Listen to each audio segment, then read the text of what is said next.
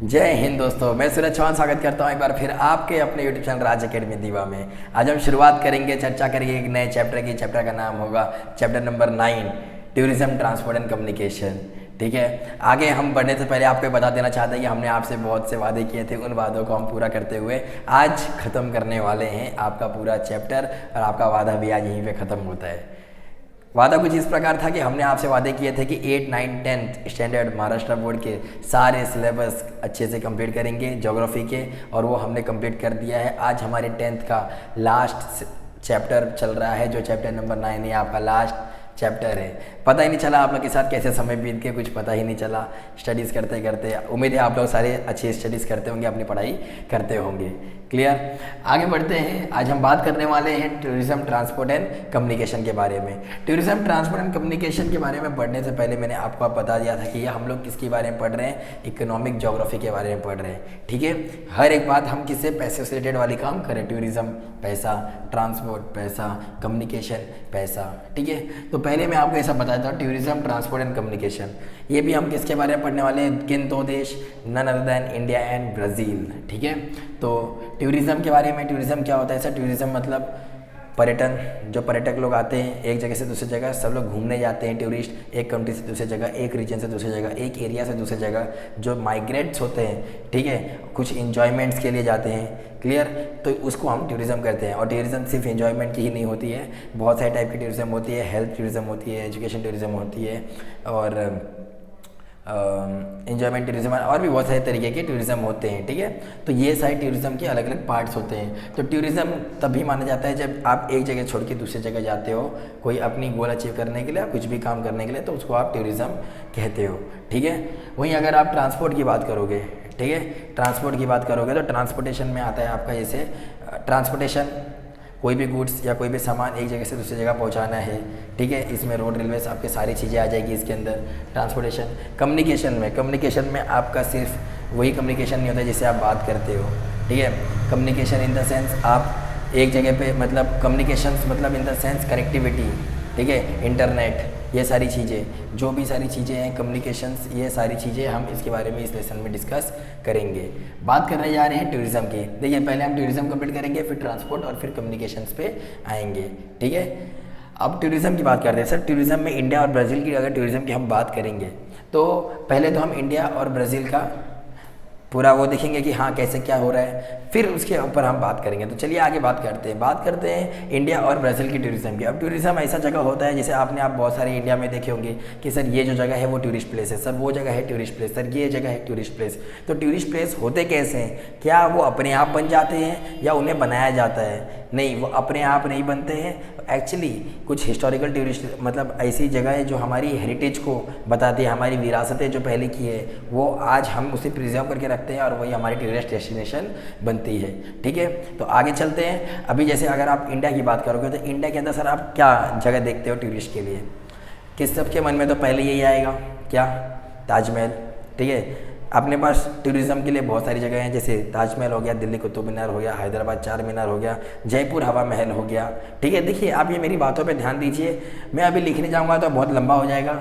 ठीक है, आप इन्फॉर्मेशन ले लीजिए, आपको सारी चीज़ें मिल जाएगी, आप नोट डाउन कर लीजिए।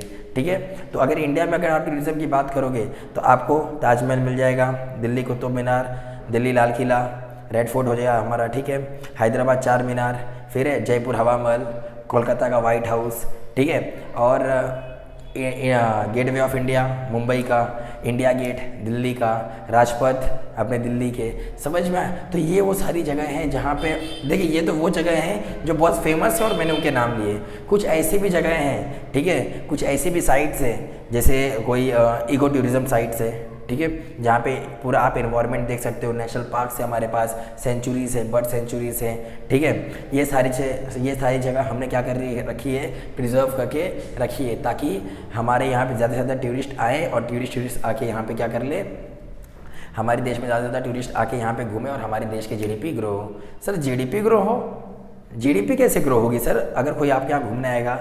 सर पहली बात, अभी आपको मैं समझा देता हूँ, यही तो मेन समस्या है।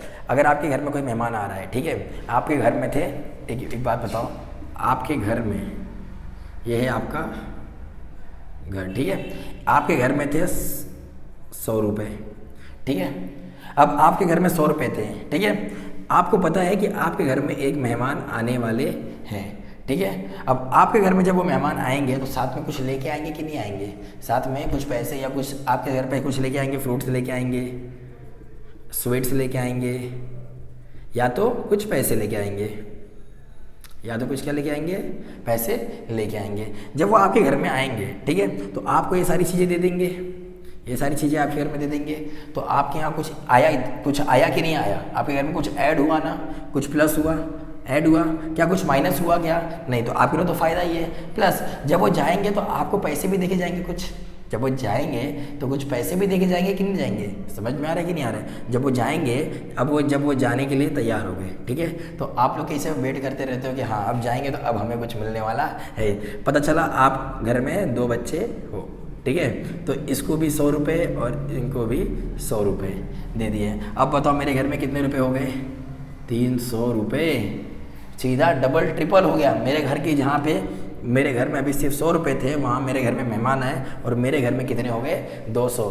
ठीक इसी तरीके से हमारी इंडिया भी काम करती है। जब भी हमारे यहाँ पे कोई आते हैं, कोई अगर टूरिस्ट बाहर से अगर इंडिया घूमने आते हैं तो हम उनका क्या करते हैं, आदर से स्वागत करते हैं और फिर वो हमारे यहाँ आते हैं। उन्हें अगर अच्छा लगा तो वो बाद में 2-4 लोगों को और लेके आएंगे, जिसकी वजह से वो आते हैं हमारे यहाँ, खरीदी करते हैं। इनको कहीं अगर कोई चीज़ अच्छी लगी तो खरीदेंगे, ठीक है। तो बाहर से पैसा लेके आ रहे हैं, बाहर से पैसा लेके आ रहे हैं, हमारे देश के अंदर क्या करें, खर्चा कर रहे हैं। अमेरिका से कोई आया तो डॉलर्स लेके आएगा, आगे खर्चा करेगा।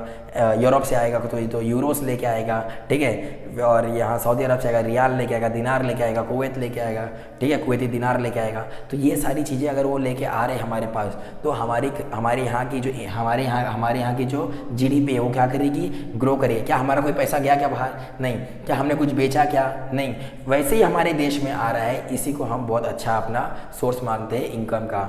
श्रीलंका एक आप कंट्री ले सकते हो जो पूरी तरीके से अपने किसके ऊपर डिपेंड है, पूरी टूरिज़्म के ऊपर ही डिपेंड है। जब कोरोना आया था तो कोरोना में टूरिज़्म एकदम ठप पड़ गया था, कोई अपने घर से बाहर नहीं निकलता था। श्रीलंका एकदम गिर चुका था, एकदम डाउनिंग पे चला गया था। आज श्रीलंका की हालत आप देख ही रहे हो, एकदम फटे हाल की ऐसे हो गई है, क्लियर। तो यही मेन सोर्स होता है हमारे देश का मेन अगर देखोगे तो एक तरफ का टूरिज़्म भी बहुत बड़ा हमारे जीडीपी में कंट्रीब्यूशन करता है, ठीक है। इसीलिए हम अपने देश में क्या बोलते हैं, अतिथि देवो भव, मीन्स जो हमारे यहाँ के जो मेहमान है वो भगवान का रूप है, ठीक है, ये हम मानते हैं, ठीक है। इसलिए हमारे देश का क्या है, अतिथि देवो भव, ठीक है। तो अब हम लोग ने समझ लिया कि कैसे टूरिज़्म से कैसे हमारे देश की जीडीपी ग्रो हो रही है, ठीक है। बात करते हैं आगे। इंडिया की आपने देख ली कौन कौन सी जगह क्या है इंडिया में, ना कि हेल्थ टूरिज़्म है, जबकि हमारे पास बहुत सारे टूरिज़्म है। हमारे हेल्थ टूरिज़्म भी, एजुकेशन टूरिज़्म भी है, ठीक है। अलग अलग टाइप के, जैसे अगर आपको कहीं घूमने जाना है, कहीं टूर पे जाना है लंबे, कहीं अगर आपको नेशनल पार्क देखने हैं, सेंचुरी देखने, एनिमल्स, बर्ड्स, ये सारी चीज़ें देखनी है, इंडिया एक बहुत बड़ा अच्छा डेस्टिनेशन है आपको ये सारी चीज़ें दिखाने का। प्लस आपकी आप कश्मीर देख सकते हो इंडिया के अंदर, ठीक है, उसे तो हेवन कहा जाता है अर्थ का, क्लियर। कश्मीर आप देख सकते हो, आप कन्याकुमारी देख सकते हो, आप अलग अलग हमारे इंडिया में आके अलग अलग कल्चरल टूरिज़्म भी कर सकते हो, ठीक है, ठीक है। कल्चरल टूरिज़्म मतलब आप अलग अलग कल्चर देख सकते हो, अलग अलग लैंग्वेजेस के लोग देख सकते हो, विभिन्न प्रकार के। यहाँ तो हर 200 मीटर पे कल्चर और लैंग्वेज और पहनावे वनावे सब चेंज होते रहते हैं, ठीक है। तो ये एक बहुत बड़ा डेस्टिनेशन बन जाता है। इंडिया अपने हेरिटेज को प्रिजर्व करके रख रहा है और यही इसके ऊपर बहुत सारा काम चलने वाला है, ठीक है, और चल भी रहा है, क्लियर है। अगर आप आंकड़े को देखोगे तो एक समय था कि इंडिया की टूरिज़्म एकदम ठप पड़ी हुई थी, 1995 की बात कर रहा हूँ, और धीरे धीरे इंडिया धीरे धीरे ग्रो किया। और वहीं अगर 2010 देखोगे आप तो 2010 के बाद इंडिया एक अलग ही ऊंचाई के ऊपर अपने टूरिज़्म को लेके गया, ठीक है। इसके अंदर बहुत सारा कंट्रीब्यूशन हमारी गवर्नमेंट ने भी किया है और लोगों ने भी किया है। और गवर्नमेंट ने इस प्रकार किया है कि जो भी हमारे यहाँ की जो हिस्टोरिकल जगह थी उनको और अच्छे से प्रिजर्व रखा ताकि कोई इसे तोड़े ना, और लोग आते हैं उन्हें आज भी देखने के लिए, क्लियर। तो ये थी हमारी कुछ इंडिया के बारे में। बात करते हैं सर कुछ ब्राज़ील के बारे में। किसके बारे में? ब्राज़ील के बारे में। सर अगर ब्राज़ील के बारे में बात करें तो ब्राज़ील में ऐसा जगह क्या है घूमने के लिए? सर ब्राज़ील में भी बहुत सारी जगह है घूमने के लिए। अगर बात करोगे ब्राज़ील के कोस्टल इलाके में लोग रहते हैं, तो कोस्टल इलाके में क्या मिलेंगे आपको, बहुत ही ज़्यादा बीचेस मिलेंगे। तो वाइट सैंड बीच है वहाँ पे, कोस्टल एरिया है वहाँ पे आपको घूमने के लिए। प्लस आप वहाँ पे अगर स्टेडियम देखोगे, मनाउस एक जगह है जहाँ पे फुटबॉल स्टेडियम है बड़ा सा, वहाँ पे आप वो देख सकते हो। प्लस आप वहाँ पे एनिमल्स, बर्ड देख सकते हो। प्लस वहाँ पे आप फॉरेस्ट देख सकते हो, ठीक है। फॉरेस्ट मतलब कौन सा फॉरेस्ट, अमेजोन फॉरेस्ट। ऐसे लेकिन आप सर बोलोगे सर अमेजोन फॉरेस्ट में तो कोई जा नहीं सकता। सर अमेजोन फॉरेस्ट में जा सकता है, लेकिन उतनी ही दूरी तक जहाँ तक गवर्नमेंट आपको प्रीफर करे भेजना, ठीक है। जहाँ तक आप लोग सेफ हो वहीं तक भेज सकते हैं, ज़्यादा अंदर आपको जाने नहीं दिया जाएगा। इससे भी ये बहुत बड़ा टूरिस्ट डेस्टिनेशन बनता है। जहाँ मैं बात करूँ ब्राज़ील की, तो ब्राज़ील की जो कैपिटल है, जो न्यूली डेवलप कैपिटल है, इसका नाम है ब्राज़ीलिया। ब्राज़ीलिया भी बहुत फेमस है अपने टूरिस्ट डेस्टिनेशन के लिए। वहीं अगर ब्राज़ील की ओल्ड सिटीज़ की बात करें, ओल्ड सिटीज़ की, तो ओल्ड सिटीज़ में नाम आता है रियो डी जेनेरियो, ठीक है। रियो डी जेनेरियो का नाम आता है, जो इनकी ओल्ड कैपिटल थी, उसको शिफ्ट करके इन्होंने ब्राज़ीलिया न्यू कैपिटल रख दिया था। क्योंकि मैंने आपको बताया था ना, गो बैक टू, देखो ऐसा था कुछ। तो यहाँ पे पहले इनका था रियो डी जेनेरो, ठीक है। रियो डी जेनेरो आप कहाँ चला गया है, ब्राज़ीलिया, क्योंकि इनकी पॉलिसी मालूम है ना, गो टू वेस्ट, और ये वेस्ट की तरफ अपना शिफ्ट मारे क्योंकि ज़्यादा पॉपुलेशन यहीं पे रह रही थी। बात करें साओ पोलो की, तो साओ पोलो और रियो डी जेनेरो आज एक बहुत बड़ी सिटीज़ बन चुके हैं, और वहाँ पे लोग जाके अपना टूरिस्ट डेस्टिनेशन प्रेफर करते हैं। वहाँ पे लोग बहुत अलग तरीके से जाते हैं, ठीक है। ये वो टूरिज़्म थी जिसकी हमने बात कर ली। इंडिया की तो मैंने आपको बता दी बहुत सारी बातें, ब्राज़ील की भी मैंने आपको बहुत सारी चीज़ें बता दी। इंडिया और ब्राज़ील के अंदर इको टूरिज़्म के ऊपर बहुत ज़्यादा ध्यान दिया जा रहा है, और इसके वजह से, क्योंकि दुनिया में आज तक इन्वायरमेंट बचा ही नहीं है, जो भी इन्वायरमेंट है वो बची कहाँ रहा है। ले देकर ब्राज़ील के पास अमेजोन रेन फॉरेस्ट है, पब्लिक उसको देखने आती है। इंडिया के पास भी है अपना थोड़ा बहुत, तो पब्लिक उसे भी देखने आती है, ठीक है। तो इनके ऊपर बहुत ज़्यादा ध्यान दिया जा रहा है, ताकि ये भी कल एक इनकम का मेजर सोर्स बन सकते हैं, ठीक है। बात करते हैं सर इंडिया और ब्राज़ील के थोड़े से कंपैरिजन की। सर क्या इंडिया और ब्राज़ील दोनों की पॉपुलेशन सेम है? नहीं सर। जहाँ इंडिया की पॉपुलेशन 121 करोड़ है, वहीं ब्राज़ील की महज बहुत ही कम पॉपुलेशन है। इंडिया की तो बहुत ज़्यादा पॉपुलेशन है, ब्राज़ील की तो मैंने आपसे बात की थी बहुत ही कम पॉपुलेशन है, ठीक है। और जहाँ इंडिया की जीडीपी ज़्यादा है, वहीं ब्राज़ील की जीडीपी कम है, ठीक है। तो इस बेसिस पे अगर हम देखेंगे तो आपको एक डेटा देखने मिलेगा आपके टेक्स्ट बुक में, उसमें आप देखोगे तो 1995 के अंदर आप देखोगे तो इंडिया और ब्राज़ील में टूरिज़्म ज़्यादा था। किसका ज़्यादा था? इंडिया का, और ब्राज़ील का कम था। धीरे धीरे ब्राज़ील क्या करता है, अपनी हाइक पे रहता है, मतलब तरक्की करता रहता है, और इंडिया धीरे धीरे तरक्की करता है, और ब्राज़ील एक साथ ही ऊपर उठ जाता है, जिससे ब्राज़ील का जो टूरिज़्म है वो बहुत ज़्यादा होता है। साल आता है 2010 में कुछ ऐसा होता है जिसकी किसी को उम्मीद ही नहीं थी। इंडिया एकदम हाइक पे आ जाता है, और ब्राज़ील थोड़ी सी डाउनिंग पे, और धीरे धीरे ऊपर बढ़ता रहता है। और तब से लेके आज तक हमने पीछे मुड़ के कभी नहीं देखा। इंडिया की जो टूरिज़्म है वो एक अलग ही लेवल पे ऊपर जाती हुई आपको दिखाई देगी, और ब्राज़ील की आपको थोड़ी सी नीचे दिखाई देगी। क्लियर है? बात करते हैं सर टूरिज़्म की, तो टूरिज़्म से कौन सी कंट्री ज़्यादा इनकम कमाती है, ब्राज़ील या इंडिया? तो इसका आंसर है सर ब्राज़ील ज़्यादा कमाती है, इंडिया कम कमाती है। ब्राज़ील की कुल अगर आपको मैं बता दूं कि ब्राज़ील की कुल इनकम अगर ब्राज़ील 100 रुपये कमाता है, ठीक है, तो उसके अंदर आप मान लीजिए कि 20% जो है वो किसका योगदान है, पूरा टूरिस्ट का। किसका? टूरिज़्म का। टूरिज़्म से इसको 20 रुपये आ रहे हैं, 10 रुपये इसका, 100 रुपये अगर इसकी पूरी जीडीपी है तो उसमें 20% किसका योगदान है? किसका है? इनका। 20 मत बोलो, 30 बोल दो, ठीक है। 30% किसका योगदान है? इनका। वहीं अगर इंडिया की अगर बात करें तो इंडिया अगर 100 रुपया कमाता है तो इंडिया का महज कितना है? 20%। कितना है? 20 रुपये। 20 रुपये कितना है? किसका है? टूरिज़्म का, ठीक है। ये मैं आपको मोटी मोटा बात बता रहा हूँ, ठीक है। आपके बुक में डेटा है, वो डेटा आपको याद नहीं करना है, ठीक है। आपको बस ये समझना है, और वो डेटा आपको सिर्फ एग्ज़ाम में ऐसा जैसे ऊपर डायग्राम दे दिया जाएगा और नीचे क्वेश्चन दे दिए जाएंगे, आपको बस देख के लिखना है उसके अंदर, ठीक है। तो मैं आपको ये बता रहा हूँ कि ब्राज़ील इंडिया से ज़्यादा पैसा टूरिज़्म से कमाता है। उसके जीडीपी में ज़्यादा कंट्रीब्यूशन इंडिया के कंपैरिजन में टूरिज़्म का ज़्यादा होता है। क्लियर? लेकिन सर अभी आप बोल रहे थे कि इंडिया का टूरिज़्म बढ़ गया, ब्राज़ील का कम हो गया।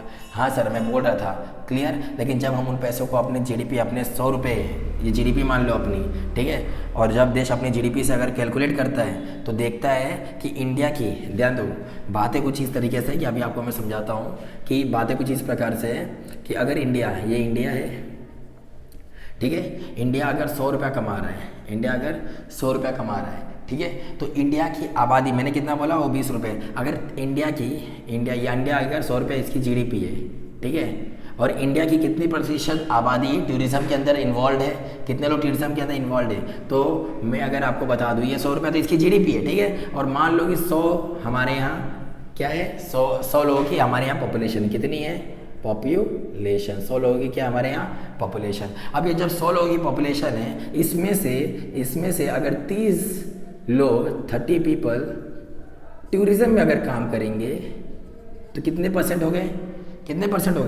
30%। 30%, इसका मतलब 100 अगर इनकी टोटल पॉपुलेशन है, अगर इंडिया की टोटल पॉपुलेशन है उसमें से 30 पीपल अगर टूरिज्म के अंदर है तो 30% हो गए। क्लियर। अब ये 30% जब कमाएंगे तो उसमें से अगर ये 100 रुपये था, अब बोलेंगे 100 रुपये में से तुम्हारा कितना टूरिज्म तुम्हारे अंदर इंक्लूड करता है, मतलब 100 रुपये में कितना हिस्सा तुम्हारा टूरिज्म चलता है जिससे तुम्हारा 100% हुआ है। तो ये बोलेंगे कि भाई हमने 20 रुपये कमाए। कितने कमाए?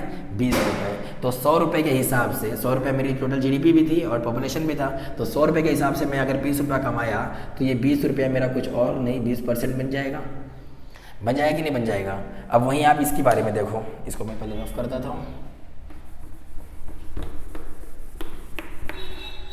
ध्यान दीजिए, मेरी पॉपुलेशन भी 100 थी, मान लीजिए मेरी पॉपुलेशन भी 100 थी और जीडीपी भी 100, मेरे देश की कमाई भी 100 रुपये है और पॉपुलेशन 100 लोगों की है। इन 100 लोगों में से अगर 30 लोग टूरिज्म के अंदर इन्वॉल्व है, टोटल 30 लोग, तो कितने हो गए? 30%। अगर 30% पीपल 20 रुपये कमा रहे हैं और मेरे देश की जीडीपी है कितनी? 100 रुपये, तो 20 रुपये कमा रहे तो कितना हो गया? 20%। मतलब 20% किस में इंक्लूड हो रहा है मेरे? मतलब 20% कहाँ जा रहा है? सीधा जीडीपी में कंट्रीब्यूट कर रहा है। वहीं अगर आप ब्राज़ील की बात करोगे, ब्राज़ील की, ठीक है, तो मान लो कि ब्राज़ील की कुल आबादी देखिए ये 100 है, तो अभी ब्राज़ील का आबादी कितनी है? 100 है। इंडिया की आबादी 100 है, तो ब्राज़ील की कुछ कम लोग हैं क्योंकि रियलिटी पे तो ब्राज़ील इंडिया से कम है, तो ब्राज़ील की पकड़ लो 10, ठीक है। 10 क्या है? Total population. अभी 10 लोगों में से, याद रखना, अभी 10 लोगों में से 3 पीपल किस में इन्वॉल्व है? टूरिज्म में। किस में इन्वॉल्व है? टूरिज्म में। तो जब ये 3 लोग अगर कल कमाएंगे और 3 लोग कमा के, ध्यान देना, ये 3 लोग कमा के 4 रुपये लेके आएंगे, 4 रुपया लेके आएंगे, तो कितना परसेंटेज हो गया? ये तो सीधा 40% हो गया, क्योंकि 10 रुपया तो इनकी टोटल पॉपुलेशन थी और इनकी 10 रुपया ही 10 लोगों की पॉपुलेशन टोटल पॉपुलेशन थी और 10 रुपया इनका क्या था? जीडीपी था।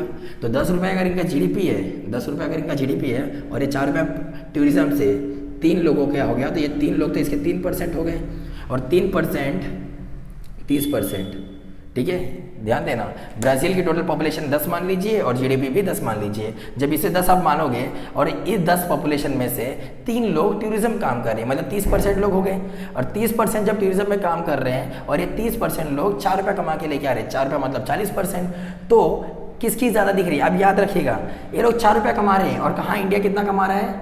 इंडिया कितना कमाया था? 30 पीपल 20 रुपये कमाए थे, ठीक है। ये 4 रुपये कमा के 40% दिख रहा है, क्यों? क्योंकि इनकी जीडीपी कम है। वो जीडीपी कम में से ही जब ये परसेंटेज निकालते हैं तो इनका तो ज़्यादा ही आएगा, और इंडिया की जीडीपी ज़्यादा है, ठीक है, लेकिन ये कमाएंगे ज़्यादा। जब जीडीपी ज़्यादा है, 20 रुपये पे कमाएंगे तो किसके बराबर है? 20% के। अब समझ में आ गया कि ब्राज़ील क्यों टूरिज्म में हमसे आगे और हम क्यों पीछे? क्योंकि इसके अंदर पॉपुलेशन मैटर कर रहे हैं, जीडीपी मैटर कर रही है। हालांकि इंडिया की जीडीपी और पॉपुलेशन बड़ी है, इस वजह से हम लोग जब अपना जब ये देखते हैं परसेंटेज निकालते तो हमारा कम आता है। वहीं अगर जिसकी छोटी सी जीडीपी है और छोटी सी, अब एक बात बताइए ना, मेरे पास 10 चॉकलेट थे, ठीक है, उसमें से किसी ने 2 ले लिया तो मेरा 20% चला गया, ठीक है। 10 में से 2 चॉकलेट ले लिया तो मेरा 20% चला गया। वहीं अगर मेरे पास 2 ही चॉकलेट है और उसमें से कोई एक ही चॉकलेट ले लिया तो मेरा तो सीधा 50% चला गया ना।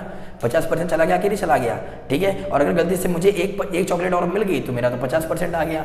समझ में आया कि ना? वही सेम हाल ब्राज़ील के साथ हो रहा है। ब्राज़ील के साथ यही हो रहा है कि ब्राज़ील की पॉपुलेशन कम है, उसी पॉपुलेशन में से थोड़े लोग टूरिज्म में हैं और टूरिज्म में जब काम कर रहे हैं तो थोड़ा सा ज़्यादा पैसा आ रहा है और वही पैसा उनका 40% दिखाई दे रहा है, लेकिन ये नहीं देख रहे हैं कि इनको मिला कितना, 4%। कितना मिला इनको? इनको कितना मिला?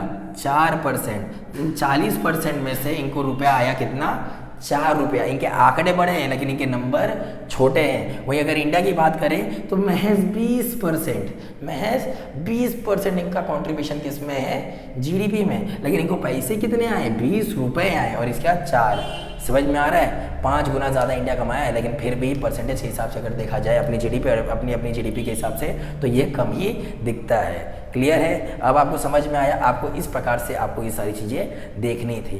क्लियर है? आई होप आपको ये सारी चीज़ें समझ में आई होगी।